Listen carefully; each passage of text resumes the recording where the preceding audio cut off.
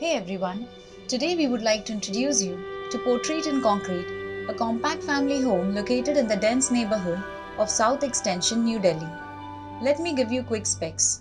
Spread across a plot area of 1400 square feet, the house has a built up area of 6700 square feet. Designed by Arcom Studio, the residence is a playful combination of volumes and proportions, creating interactive yet private spaces. Apertures in the wall and ceiling allow natural light to fill the house, making the rooms feel large and spacious. If you want to know more about this project story, click on the link mentioned in the description below. It will take you to our website buildify.com where you can become a member and download full PDF ebook including detailed floor plans, section, elevation with dimensions and the material palette. You can download 250 plus PDF ebooks of the houses pan India. Our members also get to see a full length film where the architect walks us through the house, explaining the spaces in detail. Till then, I hope you enjoy this video.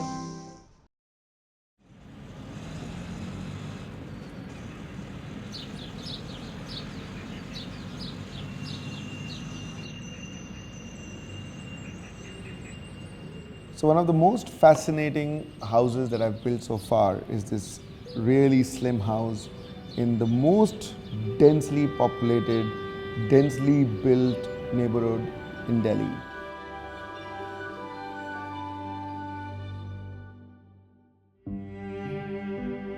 The clients were very fun. There was a couple who had explored a lot, were wanting to enjoy life, entertain people. They had their parents living with them and they had two daughters. So it was a family of six supported by another 4 or 5 people as staff, and that entire 10 people unit had to be very carefully integrated, that everybody got its privacy, everybody got their control, and everybody got areas to feel that they're living together.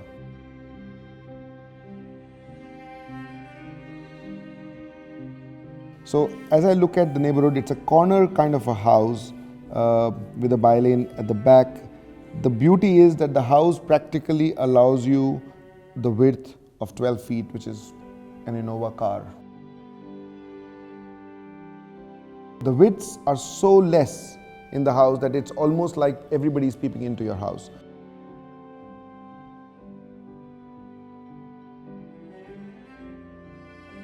So when you looked at the program, it really looked like you needed 5 times the plot. And then we started playfully looking at how to club program, how to layer different units and make spaces share a lot of light and volume wherever possible.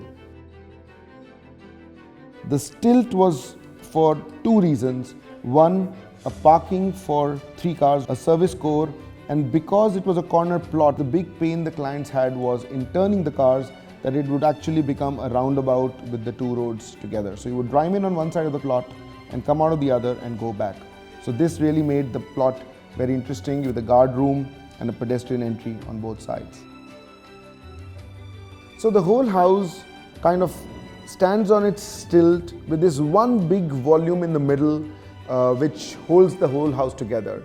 This is that one space that makes each narrow plate look like larger than it is because it can allow light and space to flow through.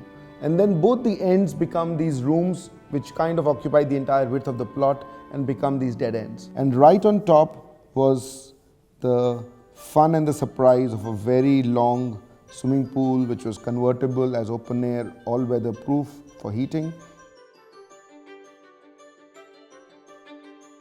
And a garden that had its trees that would keep the house below warm, but also a garden that was very private.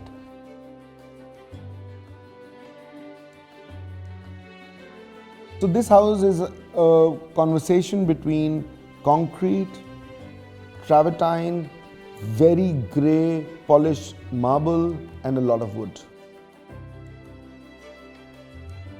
The stone was a characteristic of the outside red that transcended into a grey inside, and then everything was a pale grey with a play of some bright colors all over the house.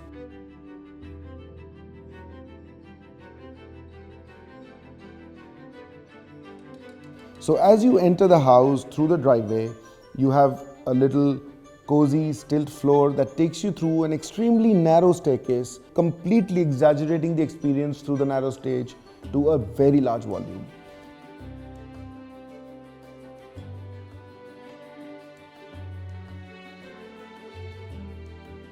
So you enter the informal living space, the informal dining, which then opens on one side to a master bedroom for parents, and on the other side a large kitchen.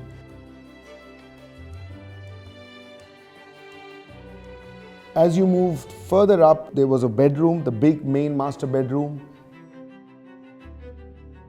A small sit-out, but a sit-out that could practically control the entire household. A sit-out which was a workspace which strategically could see everything but still not be seen specifically.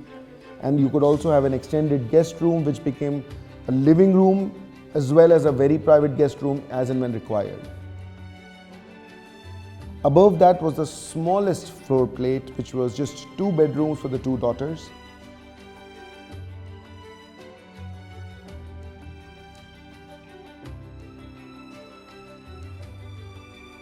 And everything else was just a bridge.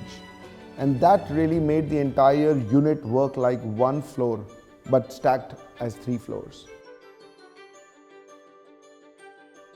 If you went up, you were then very surprised that linearity of the lower floors is broken in the other direction, and you suddenly have very broad rooms.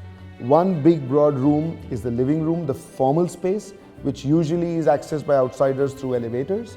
And on the other side is a pantry, a bar, and a dining. Both these spaces are then these extra wide spaces which are completely opposite of what the lower bedroom rooms were. Both get very large windows. Windows are either hidden by screens in front of them or because of them being part of a courtyard. That courtyard basically means it's a double height courtyard open from the sky. So that's how you steal light in the top 2 floors.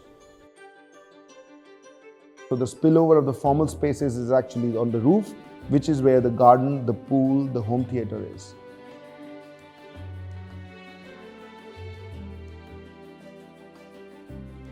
Both these get immense amount of light and all the elements from the top.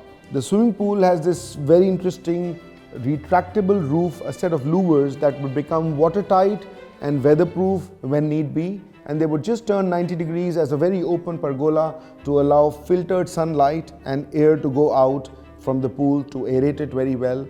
And that's the kind of fun in looking at the same space very differently in different seasons, also very differently in the morning or the afternoon or in the evening. All these were smart elements being used in a house where you needed these solutions for a well-equipped, electronically very well-tuned house. Everything was motorized. The client was very comfortable, very technologically savvy. And so from a blind to a geyser to a rolling shutter at the gate to the car parking lots to the rooftop to the heating and the air conditioning systems were all on technology. For us, this house was absolutely an acute exercise in square inches.